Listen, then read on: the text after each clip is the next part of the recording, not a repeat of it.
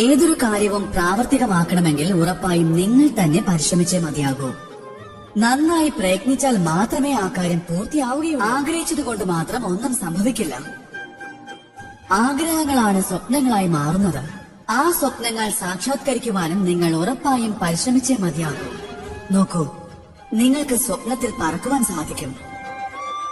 പക്ഷെ ജീവിക്കണമെങ്കിൽ നിങ്ങൾക്ക് ഭൂമിയിൽ തന്നെ വസിക്കേണ്ടി വരും. ഇനി ജീവിതത്തിൽ നിങ്ങൾക്ക് മുന്നോട്ടു പോകണമെന്നുണ്ടെങ്കിൽ ഭൂതകാല ഓർമ്മകളെ വിസ്മൃതിയുടെ ആഴങ്ങളിലേക്ക് എത്തിച്ചേ മതിയാകൂ. നിരവധി ആളുകൾ ക്ഷേത്രത്തിൽ പോകുന്നു, എന്നിട്ട് അവരുടെ ആഗ്രഹങ്ങൾ ഈശ്വരന് മുൻപാകെ വയ്ക്കുന്നു. അഥവാ അവരുടെ ആഗ്രഹങ്ങൾ സഫലമായില്ലെങ്കിൽ നിരാശരായി തീരുന്നതാണ്. അതുകൊണ്ട് ഇനി നിങ്ങൾ എപ്പോൾ ക്ഷേത്രത്തിൽ പോയാലും ഈശ്വരന്റെ മുൻപിലിരിക്കൂ, കൈകൾ കൂപ്പൂ, എന്നിട്ട് നന്ദി പറഞ്ഞാലും, നന്ദി ഭഗവാനെ, അങ്ങ് എനിക്ക് എന്ത് സൗഭാഗ്യമാണോ നൽകിയത്, അതിൽ ഞാൻ സന്തുഷ്ടനാണ്.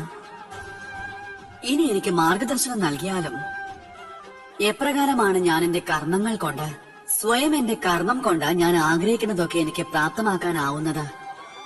ഈശ്വരനോട് ആവശ്യങ്ങൾക്ക് വേണ്ടി മാത്രം പോയാൽ നമ്മൾ ഈശ്വരന് മുൻപിൽ തീരെ വില കുറഞ്ഞവരായി മാറുന്നതാണ്.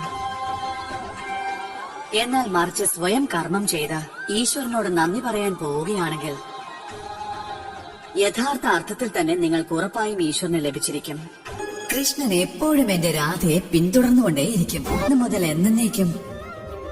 എപ്പോൾ നമ്മുടെ പേര് പറഞ്ഞാലും രാധയുടെ പേര് കൃഷ്ണന് മുൻപിലായിരിക്കും ഉണ്ടാവുക.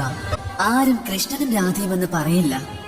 ആര് പറഞ്ഞാലും എപ്പോൾ പറഞ്ഞാലും എല്ലായ്പ്പോഴും അനന്തകാലത്തോളവും ഇങ്ങനെ മാത്രമായിരിക്കും പറയുക രാധാകൃഷ്ണനെന്ന്.